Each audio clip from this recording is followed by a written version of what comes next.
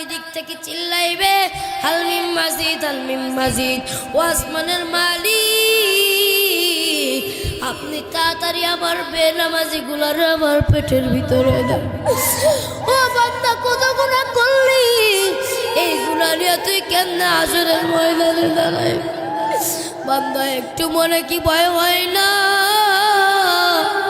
হাসরের ময়দানে আমার আল্লাহ কি হিসাব নেবে? আমার আল্লাহ ডাকতে কয়, আমি আল্লাহ হাসরের ময়দানে সর্বপ্রথম তোর নামাজের হিসাব নেব। ও বান্দা, আমি আল্লাহ এত দয়ার হব,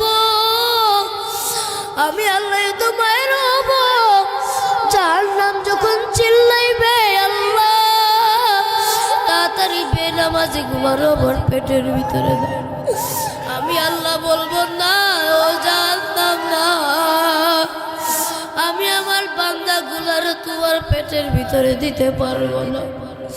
আমি আল্লাহ হাসরের ময়দানে শুধু একটা উসিলা খুঁজবো, কোন উসিলায় আমি আমার বান্দাকে জান্নাতে নিয়ে যাইতে পারি।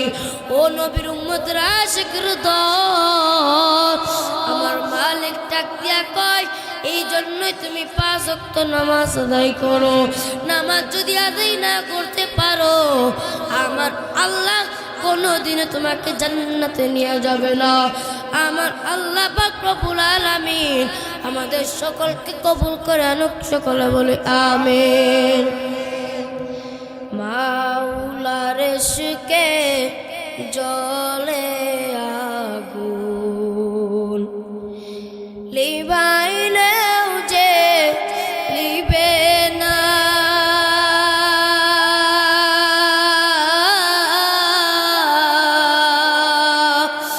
পুরে পুরে চাই গইল এই যে পাগলের ছিনায় রে, পুরে পুরে চাই গইল এই যে পাগলের চিনা।